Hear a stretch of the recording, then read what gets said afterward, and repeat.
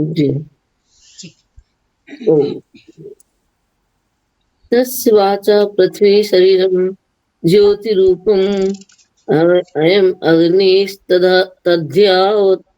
तद्यात्येव वाक् तावती पृथ्वी तावानम् अग्निः अथैतस्य मनसोऽध्यो शरीरं ज्योतिरूपम्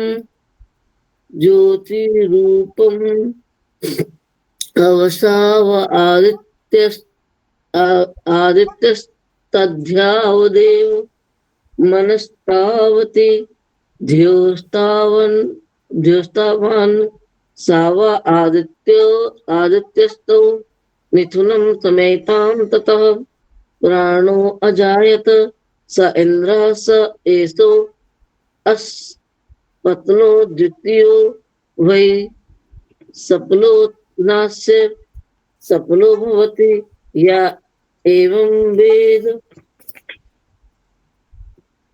अथैतस्य प्राणस्यापः शरीरं ज्योतिरूपम् असौ चन्द्रस्तद्यावानेव प्राणस्तावत्य आपस्तावानसौ चन्द्रस्त एते सर्व एव समः सर्वे अनन्ताः स यो हेतानन्तवत् उपासते अन्तं स लोकं जयत् यत् यो हैतानन कानो उपासते अनन्तं स लोकं जयति सा एष संवत्सरः प्रजापतिः षोडशकलस्तस्य रात्र एव पंचदश कला ध्रुवे अच्छा जी जी जी पढ़ना आगे। हाँ जी जी ध्रुवैवास्त षोडशी कला सा रात्रिभिरेव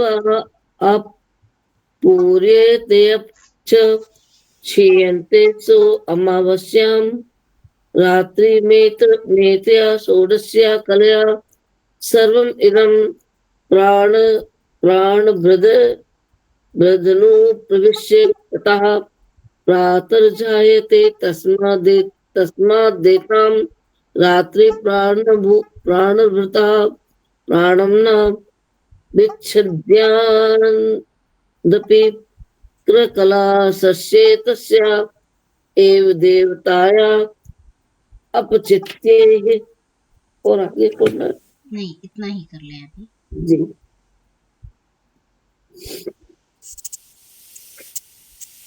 धन्यवाद महोदय जी।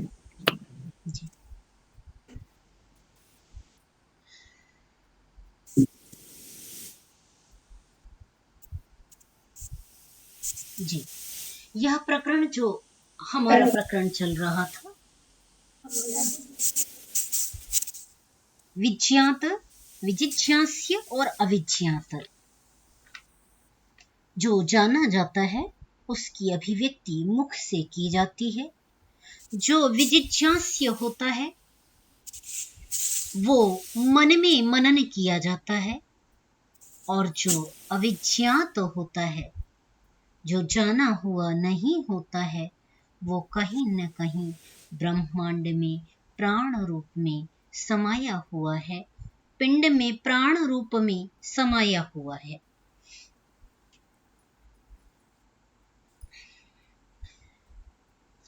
इस विषय को आगे कहते हैं कि तस्यैव वाचः पृथ्वी शरीरम, पुनः वाणी का प्रसंग लेते हुए कहा कि वह जो वाणी है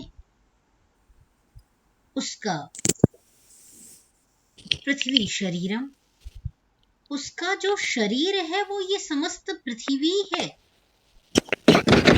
अर्थात वाणी के दो रूप कहलाए, एक व्यष्टि रूप और दूसरा समष्टि रूप।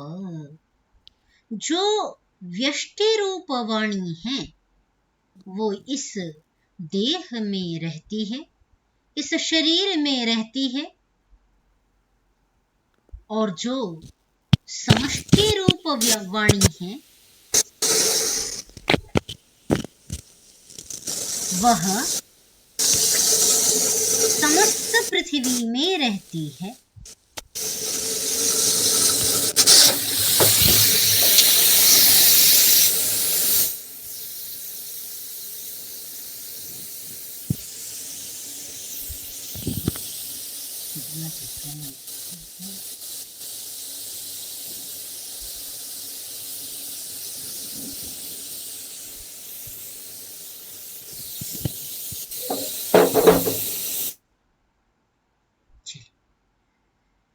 हाँ, तो जो समष्टि रूप वाणी है वो समस्त पृथ्वी में व्याप्त है। ठीक है, आगे कहते हैं कि जो ज्योति, पृथ्वी शरीरम, शरीर जो है वो पृथ्वी है, ज्योति रूपम अयम अग्नि तद्यावती एव वाक् तावती पृथ्वी तावान अयम अग्नि। विशेष इंगित, चूंकि उपनिषद संपूर्ण रहस्यों की बात करता है तो इसके प्रत्येक वचन में, प्रत्येक कंडिका में, प्रत्येक इसकी वचन में किसी न किसी रहस्य पर ही बात की जा रही होती है, जो सामान्यतः शब्दों द्वारा न कहा जा सकता है, न जाना जा सकता है। तो कहा कि जो यहाँ पर जिस रहस्य की ओर इंगित कर रहे हैं उसके लिए कहते हैं कि यह जो पृथ्वी में जो अग्नि है ना, ज्योति रूपम अयम अग्नि, जो ज्योति स्वरूप समस्त पृथ्वी में जो अग्नि देव देखे जाते हैं वह कहा जितना बड़ा है ना, तद्यावती एव, वो जितना है उसका एतावान, उसकी इयत्ता नापी जा रही है। तो पृथ्वी के आप कण कण में ऊष्मा देख सकते हैं, गति है। कोई भी पदार्थ चाहे वो 100 वर्षों बाद परिवर्तन को प्राप्त हो, दिख रहा हो, परंतु उसमें जो क्षणिक परिवर्तन है, नहीं, जो दीर्घकालिक परिवर्तन जो है वो दिखाई दे रहा है, परंतु जो निरंतरता के साथ उस पदार्थ में भी परिवर्तन विद्यमान होता है।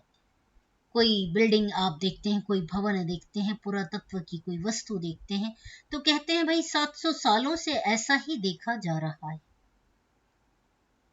700 सालों से देखा गया, 1000 वर्षों तक देखा गया, 2000 वर्षों तक देखा गया, परंतु क्रमशः वो भी क्षण को नाश को प्राप्त होगा।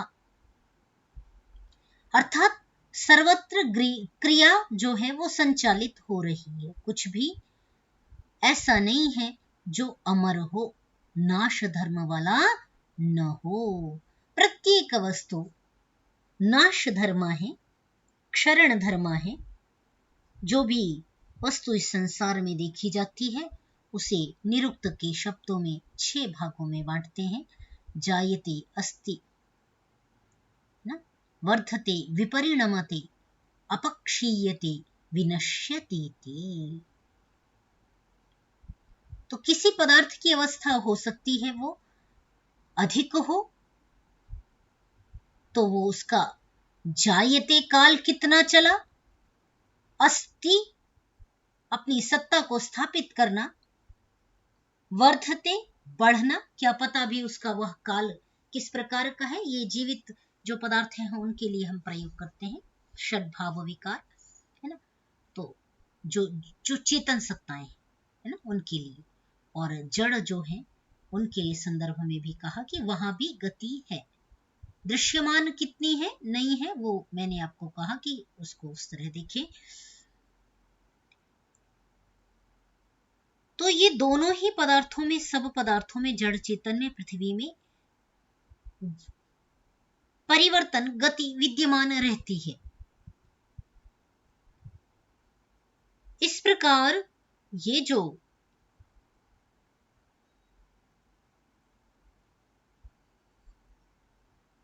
ऊष्मा, जो अग्नि तत्व है, जो पृथ्वी में समाया हुआ है, उसकी जो परिधि है, इयत्ता है, वाक्तावती, वाणी भी समष्टि रूप में उतना ही है।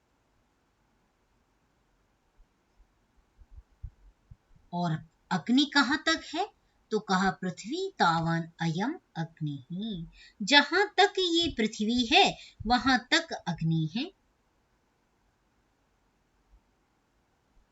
ठीक है, तो अग्नि के लिए जो अग्नि तत्व है वही सारभूत होकर के, वही स्थूल रूप होकर के मुख में प्रविष्ट हो जाती है और मुख में उसका दर्शन होता है। ऐसा ऐतरेय ब्राह्मण में एक वचन आता है जिससे ये विदित होता है, अग्निर्वाक् भूत्वा मुखम प्राविशत, अग्नि वाणी होकर के मुख में प्रविष्ट हो गई। तो जो समष्टि रूप अग्नि थी, जो समस्त ब्रह्मांड में व्याप्त थी, वो स्थूल रूप होकर के, मैंने अपने को समेट करके इस पिंड में दृश्यमान हो रही है। यदि कहा जाता है कि पिंड के दाह हो जाने के बाद सभी तत्व अपने अपने तत्वों में मिल जाते हैं, तो उसका आधार यही है कि जो व्यष्टि रूप में, जो पिंड में दृश्यमान, ये जो इंद्रियों में दृश्यमान जो तेज है, अग्नि है, स्निग्धता है, वो सभी तत्व अपने अपने जो समष्टि रूप है उनमें मिल जाता है। अथ एतस्य मनसः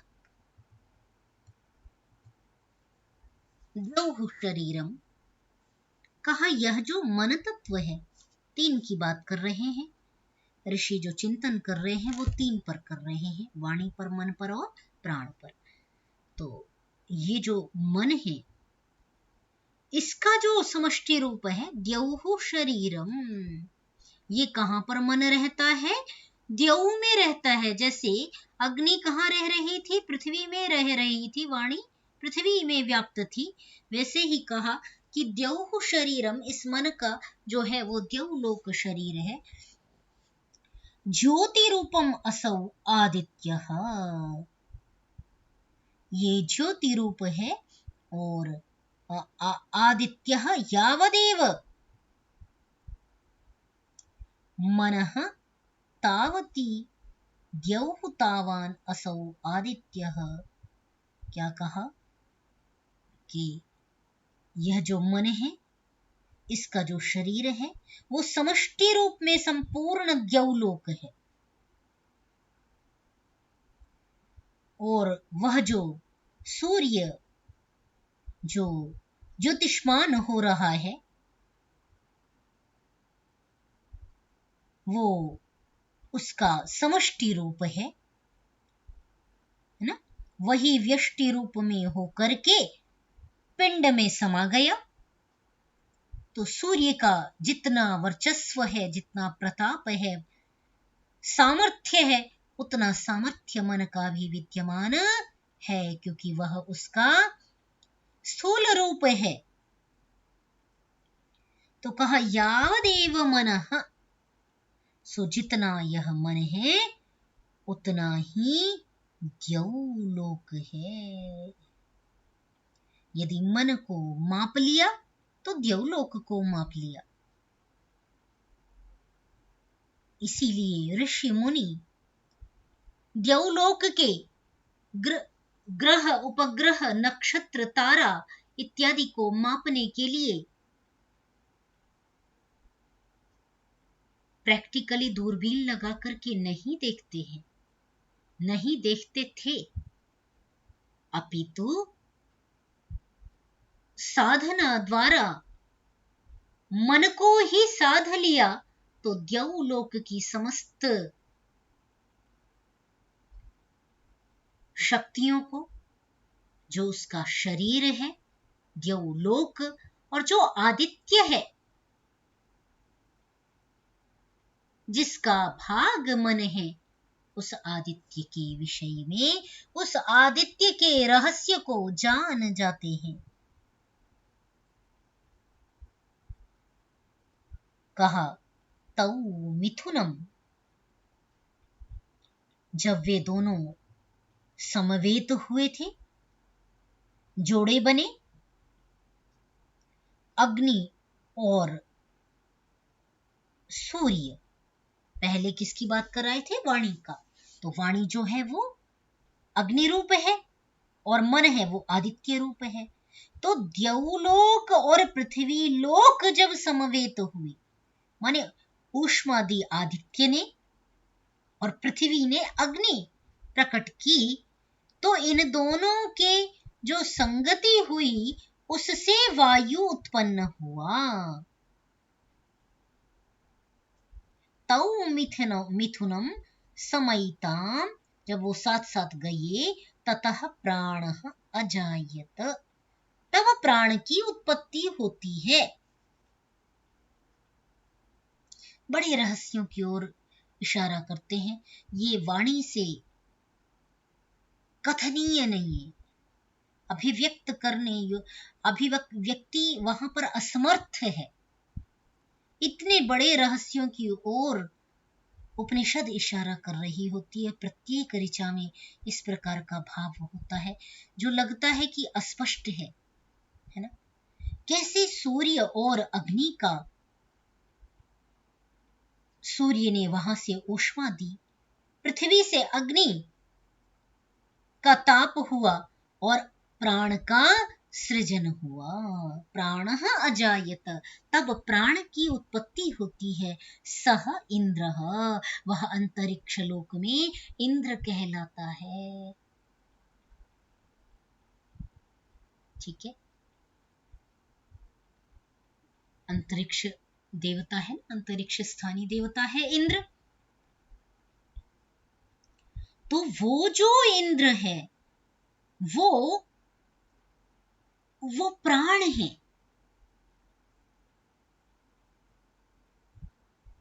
वर्तमान साइंस उसे किस शब्द से कहता है, ये हम जब कंपैरेटिव स्टडी करते हैं, तुलनात्मक अध्ययन करते हैं, बहुत चीजों की ओर में साथ साथ इशारा भी कर देती हूँ, परंतु जब उन पर हम शोध करें, क्योंकि आधुनिक जो साइंस है, मॉडर्न साइंस है, वो शास्त्रों को नहीं जानता, शास्त्रों को नहीं पढ़ता, और जो शास्त्र पढ़ते हैं वो आधुनिक विज्ञान नहीं पढ़ते। यदि दोनों का संयोग हो, समवेत हो, तो संभवतः बड़े बड़े रहस्य जो हमारे भारतीय समाज में जो केवल कथानक, हास्य, उपहास के पात्र बन गए हैं, है ना? राजा इंद्र भी तो उपहास का पात्र है ना लोगों के बीच में। अरे राजा इंद्र पहुंच जाएगा, वो तो सुरा पीता है, वो ये है, राजा इंद्र इनका ऐसा है वैसा है। चूंकि हमने अपने जो विज्ञान के रहस्य थे उनको कथानक परक ही छोड़ दिया, हम उनसे केवल कथाएं ही गढ़ते हैं, कथाएं ही कहते हैं, कथाएं ही सुनते हैं, इसलिए हम उसके विज्ञान को नहीं समझ पाते।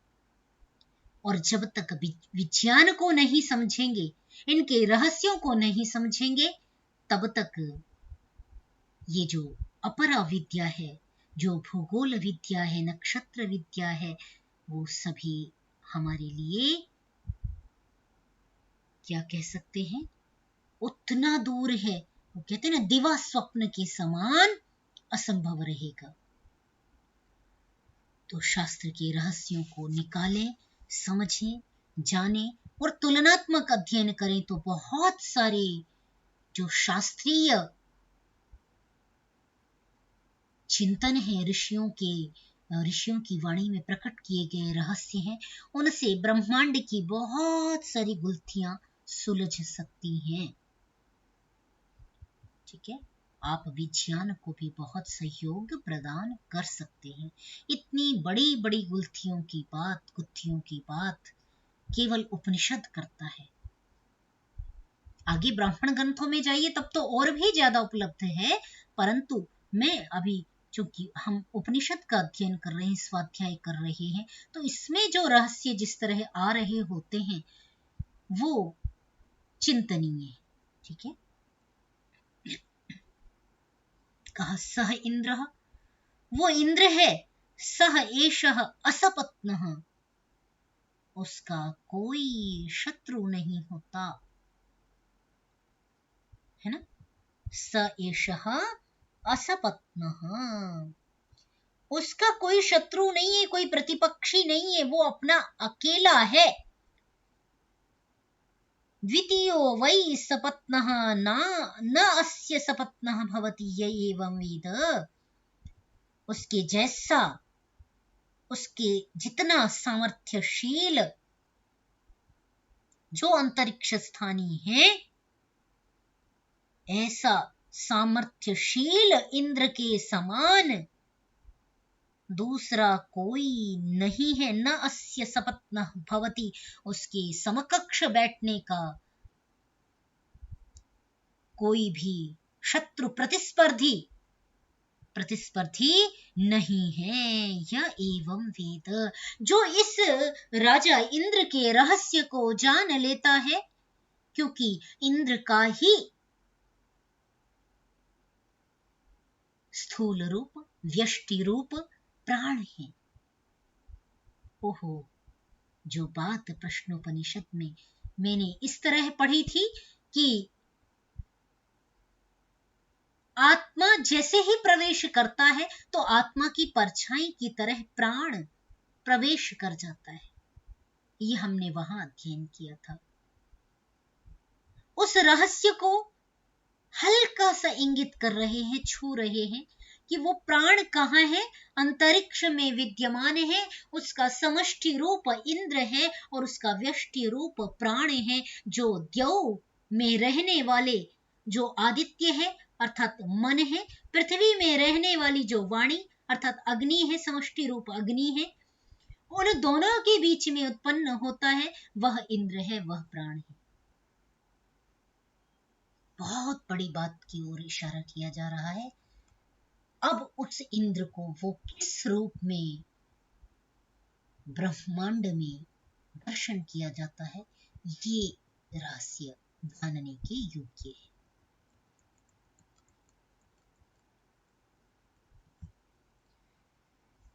आगे बढ़ते हैं।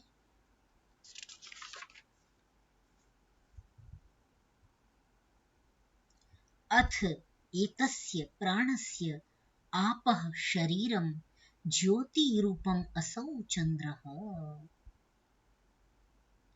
अब अंतरिक्षस्थ जो इंद्र देवता है समष्टि रूप, उसके विषय में कहा कि अथ एतस्य प्राणस्य आपः शरीरम,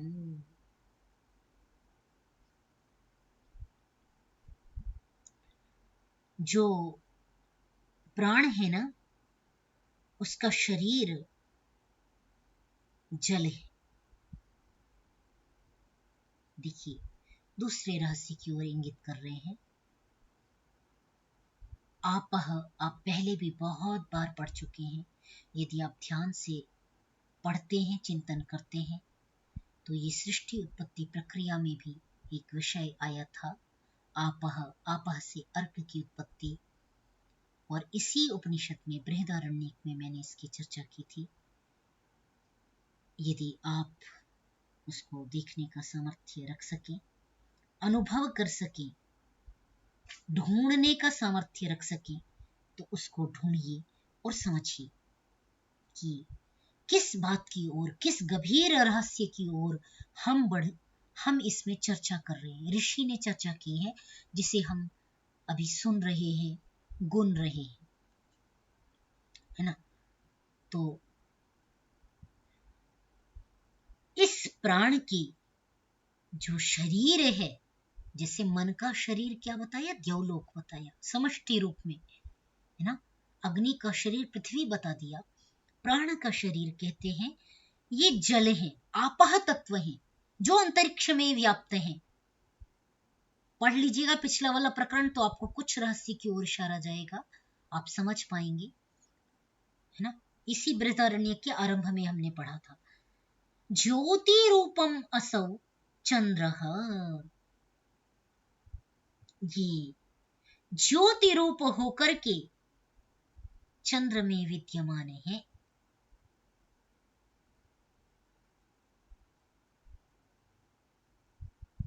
तद्यावानेव प्राणः तावत्यः आपः, और असौ चंद्र माने यही चंद्र भी है।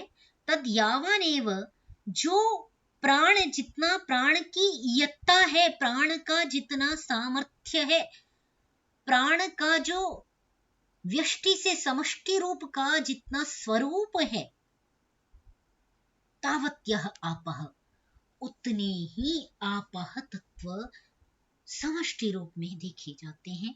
तावान असौ चंद्र, उतना ही चंद्र का स्वरूप है।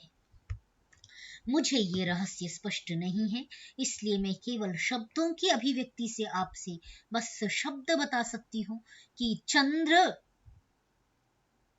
उतना ही चंद्र, तावान असौ चंद्र, उतना ही चंद्र की इयत्ता है। तो चंद्र से, चंद्र लोक में क्या वो आपह तत्व, अंतरिक्षस्थ जो आपह तत्व हैं, क्या वे पाए जाते हैं? क्या वही इंद्र है? ये प्रकरण रहस्य का है, मैं केवल शब्दशः आपको व्याख्या कर रही हूं। आप उन्हें शोध के इन बिंदुओं का चिंतन करें और आपको स्पष्टता बने तो आप शेयर भी करें। त एते सर्वे एव समाः सर्वे अनंताः, ठीक है। ये सभी, ये जो कहे जा रहे हैं ऊपर, प्राण और जल, प्राण और आपह, तो ये समान है। चंद्रः एते एव सर्वे समाः सर्वे अनंताः, ये सभी अनंत हैं, क्योंकि सृष्टि की उत्पत्ति जब होती है वहां ये आपह तत्व की चर्चा की जाती है, अर्थात समस्त ब्रह्मांड में व्याप्त है, इसीलिए इनको अनंत कहा जा रहा है। वे आपह तत्व कौन से हैं, ये शोध योग्य है। स यो ह एतावान अंतवतः उपास्ते, जो इन प्राणों की अंतवान समझ करके उपासना करता है, अर्थात उसके केवल व्यष्टि रूप का दर्शन करता है। अंतवंतम सलोकम जयति, वो अंतवान लोकों को जीतता है। अथ यो ह एतावान अनंतान उपास्ते, जो उपासना में बैठता है वो उसके समष्टि रूप का भी चिंतन करता है। व्यष्टि रूप मन, व्यष्टि रूप वाणी, व्यष्टि रूप प्राण का ही जो जीवन पर्यंत इस देह में आकर के उपासना करता रह जाता है,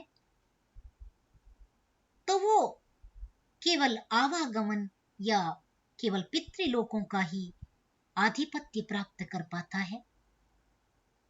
परंतु जो इनके समष्टि रूपों का की उपासना करता है, इस देह में मैं क्यों आया, कैसे आया, क्या इसके स्वरूप हैं, इन देवताओं को जो हमें परमात्मा ने प्रदान किए हैं, अग्नि, मुख, नासिका, चक्षु इत्यादि, जिसमें तेजः तत्व विद्यमान है, जो सभी देवता हैं, इस पिंड में वास करने वाले जो सभी देवता हैं, उनकी समष्टि रूप में जो उपासना करता है, वो अनंत लोकों को विजय प्राप्त करने का सामर्थ्य प्राप्त कर लेता है, अर्थात वह मृत्युंजयी हो जाता है। स एषः संवत्सरः। यहाँ तक स्पष्ट है? कुछ कहना चाहते हो तो कह सकते हैं, नहीं तो फिर इस प्रकरण में जो चंद्रमा की कलाओं के विषय में आगे चर्चा आरंभ हो रही है उसकी ओर हम बढ़ेंगे।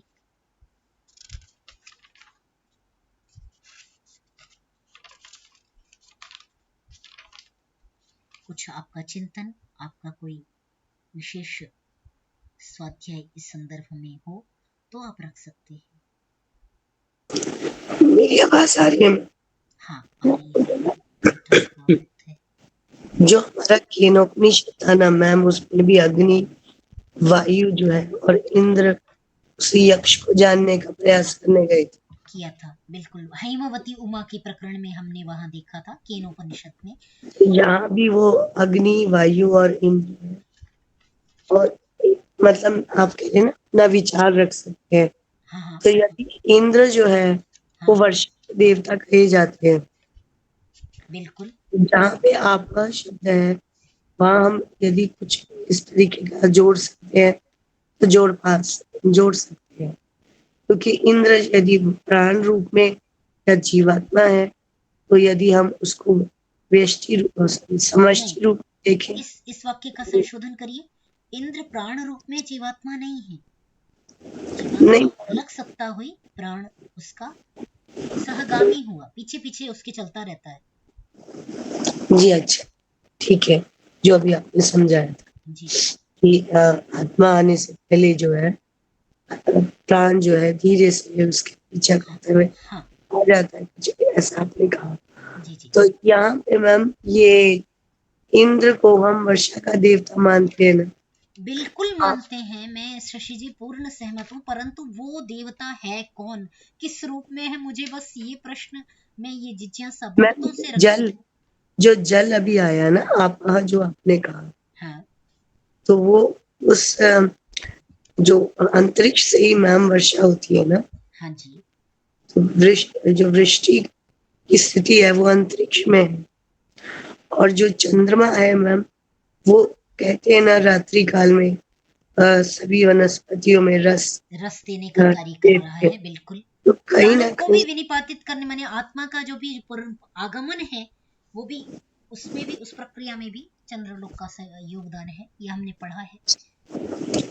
तो ये अभी जैसे हम तीन ही देवताओं को समझने का पहले प्रयास करें ना, पृथ्वी पर हम अग्नि और देव में हम आदित्य और अंतरिक्ष में वायु की स्थिति मान रहे हैं। हम्म, तो इससे जो व्यष्टि और समष्टि को हम समझ रहे हैं, हम्म, तो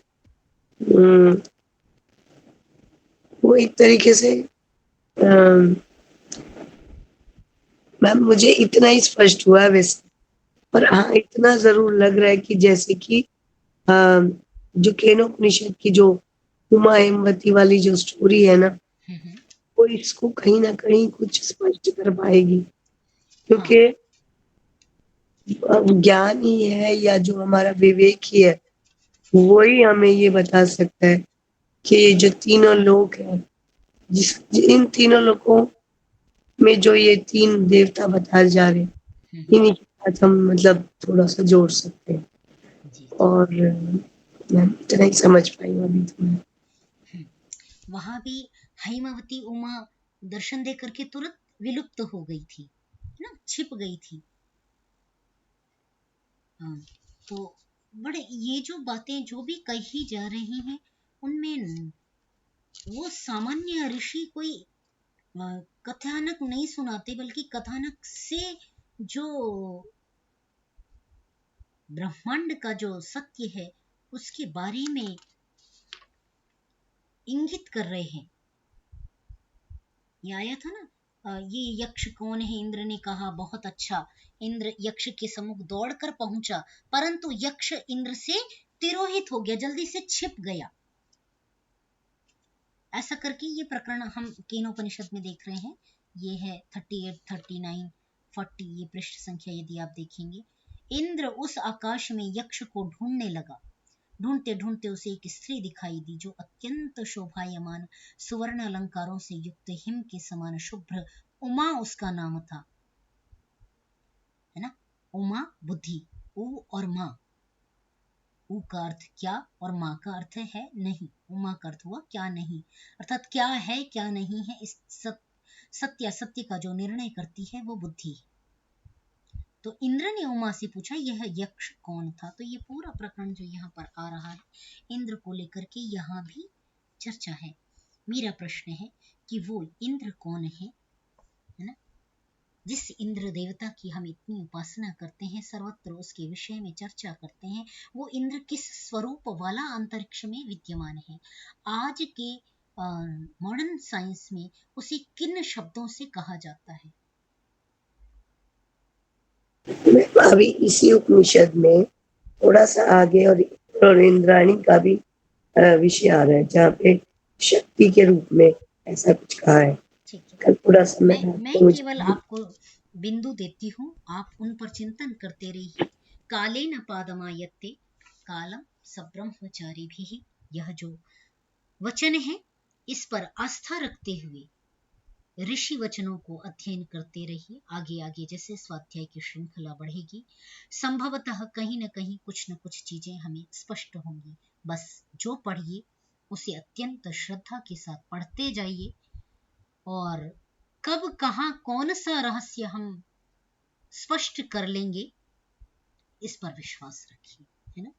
तो स्वाध्याय की इस श्रृंखला को हम निरंतरता इसी प्रकार प्रदान करते रहेंगे आगे भी। अन्य कोई साथी कुछ कहना चाहते हो तो रख लें। निधि जी नमस्ते। नमस्ते। निधि जी जब हम द्यौ बोलते हैं तो उसमें क्या क्या समावेश होता है? द्यौ बोलते हैं ना, अभी आपने इसी शब्द का प्रयोग कई बार किया। द्यौ में आप क्या क्या चीज का समावेश करते हैं, क्या क्या इंक्लूडेड रहता है? द्यौ में हाँ जी। द्यौ में मन को समाविष्ट किया, मन का शरीर द्यौलोक हो गया, और जो आदित्य है वो उसका समष्टि रूप हो गया। अच्छा अच्छा, ठीक ठीक ठीक। धन्यवाद जी। अन्य कोई साथी?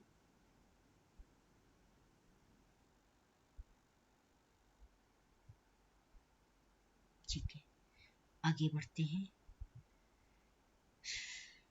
स एष संवत्सरः प्रजापतिः। अच्छा, प्रभाकर जी कह देते हैं तो याद रहता है। आदित्य में हम पूरा आदित्य या सौर मंडल नहीं ले सकते। ये शशि जी नहीं समझ पाई, फिर से कहें। मैम आदित्य जब कहा, सॉरी, देव जब कहा हमने आदित्य उसका प्रतिनिधि माना, तो क्या पूरा सौर मंडल उसके अंतर्गत नहीं आता? नहीं। जैसे अभी मैम ने एक सवाल किया ना कि आप देव के अंतर्गत किस किस का प्रतिनिधित्व करते हैं, तो यदि हम आदित्य को प्रतिनिधि माना तो उसका पूरा मंडल जो है सौर मंडल नहीं नहीं।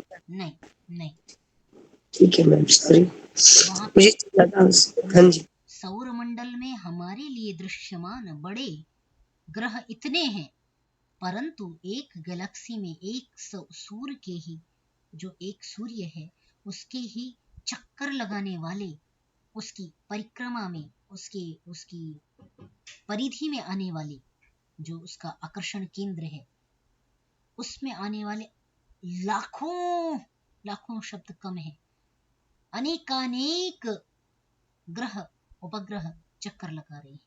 शास्त्रीय भाषा में ग्रह, जैसे हम लौकिक जो अभी व्याख्या करते व्युत्पत्ति, चलिए वो चर्चा भिन्न है, आएगी तो फिर कहूंगी। तारा इत्यादि हम कुछ और समझ रहे होते हैं, जबकि शास्त्रीय संदर्भ में तारा दूसरी वस्तु है। जैसे लोक में बता देते हैं ना, जो स्वयं चमक रहे हैं वो तारा है, ऐसा नहीं है। वो अलग अलग लोक हैं, ज्योतिषी इत्यादि, जो हमने सप्त लोकों की जो परिकल्पना, 7 लोक ऊपर 7 लोक नीचे हमने पढ़े हैं उपनिषद में, उस संदर्भ में कभी चर्चा यदि आगे प्रकरण में आएगा तो मैं उस संदर्भ में उसको स्पष्ट कर दूंगी। तो इसलिए ऐसा नहीं कह सकते। जी मैम। हाँ, हमने प्रतिनिधित्व नहीं देख रहे हैं हम यहाँ पर, हम उसका व्यष्टि रूप और समष्टि रूप देख रहे हैं।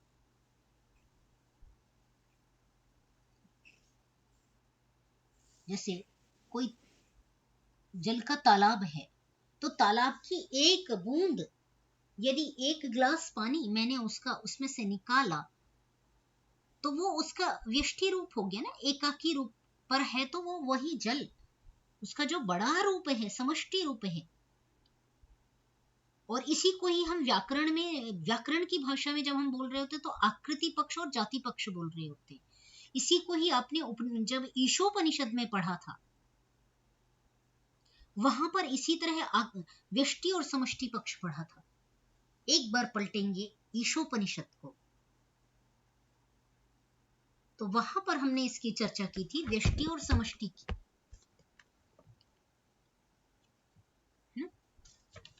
तो ये व्यष्टि और समष्टि रूपों की, उसका छोटा रूप हम क्या देख रहे हैं, उसका विशाल व्यापकतम विस्तृततम रूप क्या है, ये बात कर रहे हैं अभी। हाँ, जी मैम। इसमें अंतर करेंगे। चलिए देख लेते हैं आगे भी। तो समय कितना 6:15 हो गया। नहीं, बस ये करते हैं, इसको थोड़ा सा कठिन है तो एकदम आराम से चलेंगे। यहाँ पर जल्दबाजी हम नहीं कर रहे हैं, बहुत आराम आराम से ही इसका अध्ययन कर रहे हैं। ये देखिए यहाँ पर आया हुआ है ये व्यष्टि और समष्टि का जो ये प्रकरण में कह रही थी ना, ये पृष्ठ संख्या 24 और 25 पे देखेंगे, जो हम जिससे पढ़ते हैं अभी, जिस पीडीएफ से हम पढ़ रहे हैं, इसका पृष्ठ संख्या है 24, 25, जहाँ संभूति और असंभूति की बात करते हैं। यहाँ पर व्यष्टिवाद और समष्टिवाद को समझाया है।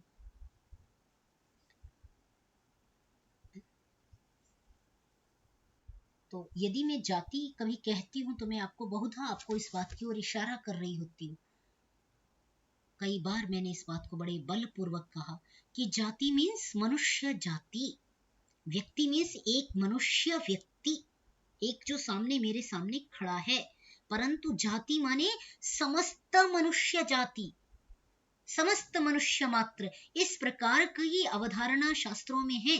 न कि जाति मीन्स तुम ऊंचे तुम छोटे नीचे, ऐसा कोई कॉन्सेप्ट हमारे शास्त्रों में नहीं है।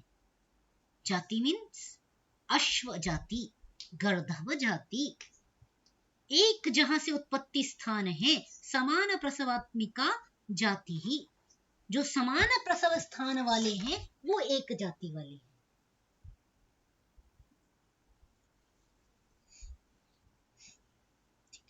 तो ये कुछ चीजें हैं, ये व्यष्टि और समष्टि का आप प्रथम भाग में देखेंगे। वहां पर प्रथम भाग में पृष्ठ संख्या पे इस पे दिया गया है, एक बार आप पढ़ लेंगे तो ये प्रकरण स्पष्ट हो जाएगा। इतना ही करें आज के लिए, क्योंकि फिर वो आरंभ करूंगी ये 16 कलाओं वाला, तो थोड़ा सा ज्यादा हो जाएगा। 16 कलाओं का 2 बार पहले और आ चुका है। एक बार किन्हीं को याद है कहाँ कहाँ आया है तो एक बार इशारा कर दे तो लोग पढ़ के आ जाएंगे, तो कल के लिए थोड़ा आसान हो जाएगा।